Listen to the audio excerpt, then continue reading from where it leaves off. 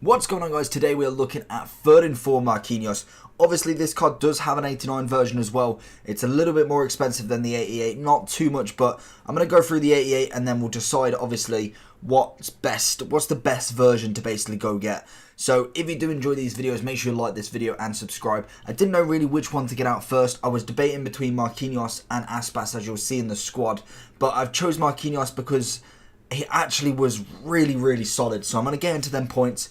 First, we're going to go over some basic information and then some attributes. We'll then look at how much he is, chemistry styles, what's good, what's bad, overall rating, and then we'll choose what version he is. So, basic information on this card. He's a 2-star skiller with a 3-star weak foot. He is right-footed, standing at 6 foot tall with a medium work rate. So, overall there, I'm pretty happy. 6 foot, not tiny. Right foot, that's okay.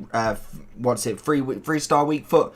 I can deal with that. Obviously 4 is better, as I always say, but it's still good enough for a centre-back in my eyes. Then we look at some of the stats that he does have. Obviously, he's only got 79 pace. Well, I say only. That's actually really nice for a centre-back. It does seem that most of the centre-backs nowadays are getting more and more pace as they go along, which is really nice to see, but obviously it makes it an absolute nightmare for the strikers as they don't have that overall advantage of having 90 plus pace and then defenders only having, say, mid-70s, low 70s.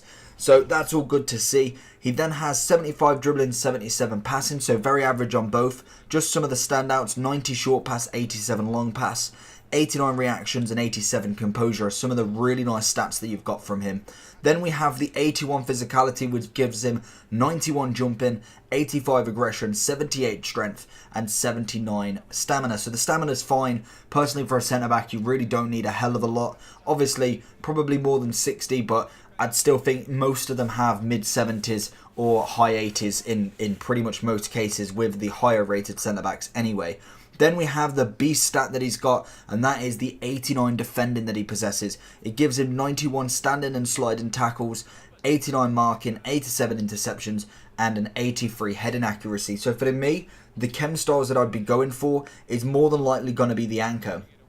This gives him 83 pace, 85 physicality, and 97 defending. I think for me, that is definitely the one that I'd go for. You obviously could go for pace, not pace. You could go for pace with the shadow chemistry style. That'd give you 90 pace and 97 defending, but no more on the physical. So for me, with the chemistry style anchor, you'd get 99 jumping, 95 aggression, 83 strength, 99 standing tackle, sliding tackle and marking, 92 interceptions, 93 heading accuracy, 81 acceleration and 85 sprint speed. So for me, that's a hands down winner. Shadow isn't terrible. I think it definitely does have that nice pace boost, but for me, I really don't think he needed it. In general, I played to start with the first couple of matches on basic, and again, I really didn't think he needed that much. He was actually sensational at the back. So we'll move on to actually the price. In fact, the price of this card is actually quite nice for an 88 inform. Obviously, at the moment, the SBCs are causing a little bit of a stir with the informs.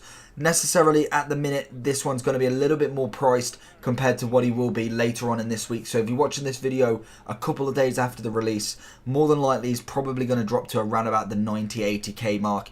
At this moment in time, is 109 on the Xbox, 105 on the PlayStation. So for me, I'm pretty happy with that already. Then, what's good, what's bad about this card? Well, for me, he was in a great position every single time.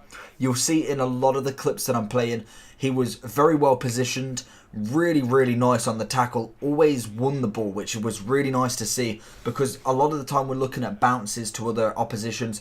I think a good 8 out of 10 at the very least, which is very good for a defender in this FIFA. He got the ball and it actually stayed with him. I thought he was very well rounded on his tackling, sliding and standing, was always in the right position for me. And to be honest, there was only a couple of players who got past him. I think more than likely that was the Robben end of era, and then I think someone had the the foot birthday Werner. So for me, I'm pretty sure they're 90 plus paces at the very least, maybe even 95. So I can kind of accept that. They caught him on the back foot. That for me, I think even the top tier defenders would get caught with them two players' pace. So for me, I thought overall defensive wise was very nice. He was very strong, good in the air as well, great at his kind of one-on-one combat with someone.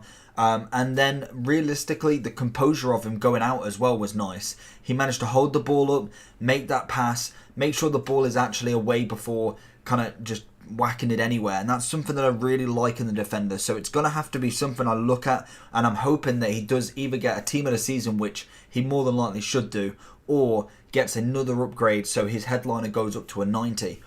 So what's good? What's bad about this card realistically? For me, the only real bad things is probably the fact that he's got a lower stamina, so obviously sometimes it can have an effect more on when you're playing repeated games. You've got to use a bit more fitness. I know it's picking straws, it's not gameplay related, but it's more kind of continuous gameplay.